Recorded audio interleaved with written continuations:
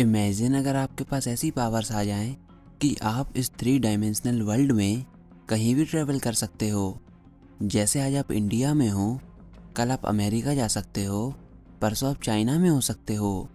यानी कि आप इस 3D वर्ल्ड में छोटे डिस्टेंसेस को आसानी से कवर कर सकते हो। बस इसके लिए आपके पास एक अच्छा बैंक बैलेंस होना चाहिए। पर भले ही हम कितने ही पावरफुल क्यों ना हो जाएं, लेकिन हम टाइम यानी कि समय को अपने अनुसार कंट्रोल नहीं कर सकते। कोई फ़र्क नहीं पड़ता कि आप पास्ट को बदलने की कितनी भी कोशिश करते हो, कोई फ़र्क नहीं पड़ता कि आपका फ्यूचर में जाना कितना भी ज़रूरी हो। हम केवल प्रेजेंट में ही जी सकते हैं और ऐसा कभी नहीं हो सकता कि टूटा हुआ अंडा दोबारा से पहले जैसा बन जाए। ऐसा कभी नहीं हो सकता कि किसी जले हुए पेपर को हम दोबारा से पहले जैसा बना दें। यानी कि टाइम एक फिक्स डायरेक्शन में फ्लो करता है और इस चीज़ को हम बोलते हैं एरो ऑफ टाइम। पर टाइम के इस एरो को कोई भी चेंज नहीं कर सकता। यह हमारी कन्वेंशनल थिंकिंग है। और वैसे भी हमारे जितने भी टाइम मॉडल्स हैं वह सारे सेलेस्टियल बॉडी की रोटेशन पर वर्क करते हैं। यानी कि जब स्पेस में ग्रह और बाकी के ऑब्जेक्ट घूमते हैं तो उनसे टाइम कैलकुलेट किया जाता है। जब पृथ्वी अपनी एक्सिस पर चक्कर लगा लेती है तो उसको एक दिन कहा जाता है, और जब वो सूरज का चक्कर लगा लेती है तो उसको एक साल कहा जाता है। लेकिन 20वीं शताब्दी में सर एल्बर्ट आइंस्टीन ने हमारे समय को देखने का नज़रिया ही बदल दिया। उन्होंने बताया कि समय रिलेटिव होता है। जो घड़ियां सैटेलाइट में पृथ्वी को ऑर्बिट कर रही हैं वह पृथ्वी की घड़ियों के मुकाबले तेज चलती हैं। उनके अनुसार जो क्लॉक्स जितनी ज़्यादा वेलोसिटी में होती हैं उसके लिए समय की चाल उतनी ही धीमी हो जाती है। और उन्होंने साथ ही साथ यह भी समझाया कि समय और 3 डायमेंशनल स्पेस अलग अलग नहीं बल्कि एक चीज़ है जिसको उन्होंने 4th डायमेंशन का नाम दिया। यानी कि space time the fabric of the universe. यानी कि यूनिवर्स स्पेस और टाइम से बने हुए एक चादर की समान है और ग्रेविटी वह चीज़ होती है जो कि इस चादर को फोल्ड करती है, दबाती है। तो यह तो थी बेसिक नॉलेज जो हम में से ज़्यादातर सभी लोग जानते हैं। लेकिन जब आइंस्टीन अपनी थ्योरी ऑफ जनरल रिलेटिविटी में स्पेस और टाइम को कंबाइन कर रहे थे तो उन्होंने इस ब्रह्मांड को समझने के लिए एक नया रास्ता बताया। चलिए समझते हैं कि आखिर वह रास्ता क्या था। इसको समझने के लिए हम एक सीमेंट से बने हुए ब्लॉक को लेते हैं, यानी कि गुम्मे को लेते हैं। तो इस ब्लॉक के पास 3 डायमेंशन होंगी, पहली लेंथ, दूसरी ब्रेथ और तीसरी हाइट। लेकिन हम सब 4 डायमेंशनल वर्ल्ड में रहते हैं, 3 डायमेंशन स्पेस की और चौथी टाइम की।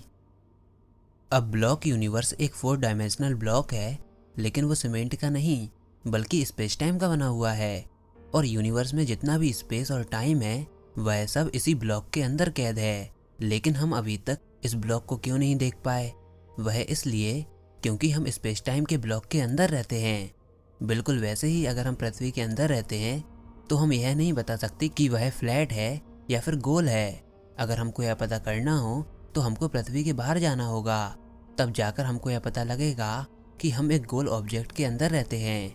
वैसे अगर हमको इस ब्लॉक को देखना हो तो हमको इस ब्लॉक यूनिवर्स के बाहर जाना होगा। और क्योंकि हम इस ब्लॉक को देख नहीं सकते तो हमको यह नहीं पता कि यह ब्लॉक यूनिवर्स जिसके अंदर हम सब रहते हैं यह कितना बड़ा है। हमको यह नहीं पता कि स्पेस इनफाइनाइट है या नहीं, और टाइम क्या इसकी कोई बिगिनिंग थी या फिर फ्यूचर में इसका कोई एंड भी है। और यह पता करने के लिए हमको इस ब्लॉक यूनिवर्स से बाहर निकलना होगा। इस ब्लॉक यूनिवर्स को और अच्छे से समझने के लिए हमको एक्स्ट्रा डायमेंशंस में जाना होगा। हमको हायर डायमेंशन में जाना होगा जिससे कि हम स्पेस टाइम के ब्लॉक को अपने सामने से देख पाएं। सुनने में तो यह एक साइंस फिक्शन कंसेप्ट लग रहा है, लेकिन एक्स्ट्रा डायमेंशन होती हैं बट हम उनके बारे में नहीं जानते। आप इन छोटी छोटी चींटियों को ही देख लीजिए, यह केवल सरफेस पर ही रहती हैं।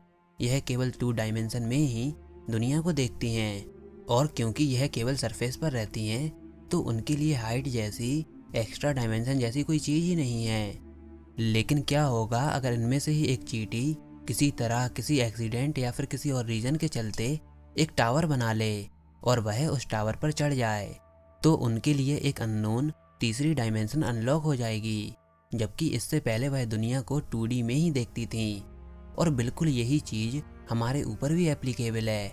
और ऐसा बिल्कुल हो सकता है कि एक्स्ट्रा डायमेंशन हो, लेकिन हम उनके बारे में अवेयर नहीं हैं। और साइंस में हमारे पास ऐसी थ्योरीज भी हैं जिनमें एक्स्ट्रा डायमेंशन का जिक्र है। और हम कुछ ऐसे एक्सपेरिमेंट्स को भी इमेजिन कर सकते हैं जिनके द्वारा एक्स्ट्रा डायमेंशन में से एनर्जी लीक होकर हमारी डायमेंशन में आ रही हो, लेकिन अगेन हम इनके बारे में अवेयर नहीं हैं। चलिए हम एक लड़की को इमेजिन करते हैं जिसका नाम है लूसी। लूसी स्पेस टाइम के ब्लॉक को देखना चाहती है। मान लीजिए कि वह एक रास्ता भी ढूंढ लेती है जिससे कि वह एक्स्ट्रा डायमेंशन में जा पाए। वह ब्लॉक डायमेंशनल यूनिवर्स से बाहर आकर एक्स्ट्रा डायमेंशन में जाती है और फिर हमारे ब्लॉक यूनिवर्स को देखती है। लेकिन यहाँ पर ध्यान देने वाली बात यह है कि जब लूसी स्पेस टाइम के ब्लॉक से बाहर आ चुकी है तो उसके लिए क्या टाइम जैसी कोई चीज होगी? तो आइंस्टीन की थ्योरी के अनुसार टाइम और स्पेस एक संग एग्जिस्ट करते हैं, और क्योंकि पूरा स्पेस इस ब्लॉक के अंदर है तो पूरा टाइम भी इसी ब्लॉक के अंदर होगा। यानी कि स्पेस और टाइम डायमेंशनल ब्लॉक तक ही सीमित हैं। यानी कि इस समय लूसी एक टाइमलेस स्पेस में होगी, मतलब एक ऐसी जगह पर जहां पर टाइम एक तरीके से रुका हुआ होगा। टाइम का कोई एरो नहीं होगा, और जब लूसी ब्लॉक यूनिवर्स को देखेगी तो वह पास्ट और फ्यूचर को एक संग देख पाएगी। वह अभी आपको देख सकती है, वह फ्यूचर में जा सकती है, वह पास्ट के इवेंट को अपनी आंखों के सामने होता हुआ देख सकती है, और लूसी ऐसी चीजें भी कर पाएगी जो कि इस यूनिवर्स में जादुई लगें। वह सब कुछ देख सकती है, वो भी केवल एक ही समय में। यानी कि वह हर जगह मौजूद है। वह इस यूनिवर्स में मौजूद हर एक चीज के संग इंटरेक्ट कर सकती है, चाहे वो इलेक्ट्रोमैग्नेटिक वेव हो या फिर कुछ भी हो। वह सब चीजों के संग इंटरेक्ट कर सकती है और सब चीजों को अपने हाथ से कंट्रोल भी कर सकती है। क्योंकि ब्लॉक यूनिवर्स के बाहर टाइमलेस स्पेस में ब्लॉक के हर एक पॉइंट को एक्सेस करना बिल्कुल पॉसिबल है। सपोज उसको यह पता करना हो कि 2050 में क्या होगा, तो उसको स्पेस टाइम ब्लॉक में 2050 की लोकेशन पर कट लगाना होगा और उस पॉइंट को एक्सेस करना होगा, और फिर वह फ्यूचर को जान पाएगी। और बिल्कुल ऐसा ही कुछ कंसेप्ट लूसी मूवी में भी दर्शाया गया है। आप इस मूवी को जरूर देखिएगा। अब अगर फ्यूचर और पास्ट केवल ब्लॉक यूनिवर्स में ही एग्जिस्ट करते हैं और हम इस ब्लॉक यूनिवर्स में ही रहते हैं, तो टाइम असल में एक इल्यूजन होगा। टाइम कोई रियल और नेचर की फंडामेंटल क्वांटिटी नहीं है, वह केवल इल्यूजन है, यानी कि भ्रम है। टाइम जो कि पास हो रहा है वह इसलिए चल रहा है क्योंकि अभी हम ब्लॉक यूनिवर्स में अटके हुए हैं, और अगर हम एक्स्ट्रा डायमेंशन में जा पाए तो हम टाइमलेस स्पेस में होंगे और हमारे लिए टाइम जैसी कोई चीज नहीं होगी। दरअसल सबसे पहले आप यह समझिए कि टाइम आखिर होता क्या है, टाइम का नेचर क्या है।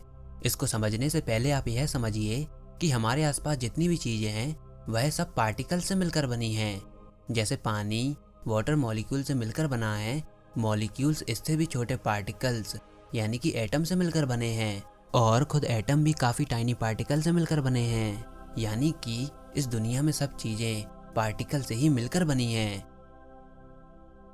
अब टाइम किसी भी चीज के चेंज को कहते हैं। अब आप कहेंगे कि चेंज किस चीज का, तो वह किसी भी चीज का चेंज हो सकता है। जैसे हमारा यूनिवर्स एक ब्लॉक है और मान लेते हैं कि उसमें केवल एक स्टिल पार्टिकल है, और आप उस पार्टिकल को देखते रहते हैं और आपने उसे 2050 तक देखा, लेकिन वह बिल्कुल भी मूव नहीं हुआ। तो ऐसी कंडीशन में टाइम को मेजर करने का कोई पॉइंट ही नहीं बनता। लेकिन अगर उस बॉक्स में कई सारे पार्टिकल्स हों और वह हर समय मूव कर रहे हों, तो हर एक मूवमेंट हमको एक नया अरेंजमेंट देगा जिसको हम मेजर कर पाएंगे। और बिल्कुल ऐसा ही हमारे यूनिवर्स में भी होता है। यूनिवर्स कई सारे पार्टिकल से मिलकर बना है, और अगर पार्टिकल एक पर्टिकुलर वे में अरेंज होते हैं तो हमको ताजमहल बना हुआ दिखता है, और कोई दूसरे तरीके से अरेंज होते हैं तो हमको यूनिवर्स में सुपरनोवा दिखता है। तो जस्ट इस पॉइंट को इमेजिन कीजिए कि यहाँ पर कोई टाइमलाइन नहीं है, यहाँ पर केवल पार्टिकल्स हैं और पार्टिकल की अरेंजमेंट है। टाइम जैसी कोई चीज नहीं है। जब पार्टिकल एक तरीके से अरेंज होते हैं तो हम उसको बोलते हैं ईयर 2000, और जब दूसरे तरीके से अरेंज होते हैं तो हम उसको बोलते हैं 2020।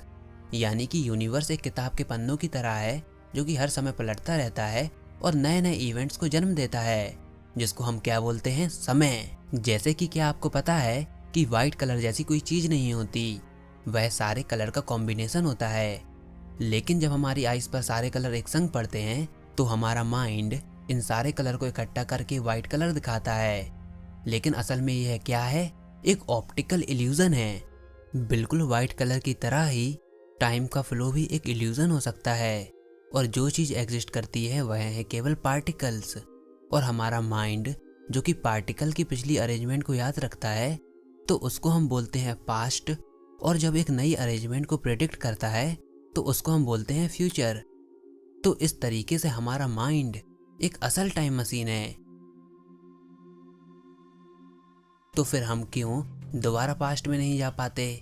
क्योंकि इतने सारे पार्टिकल्स को सेम उसी ऑर्डर में अरेंज करना टेक्निकली और थ्योरेटिकली इम्पॉसिबल है, और यह थर्मोडायनेमिक्स के सेकंड लॉ के खिलाफ है।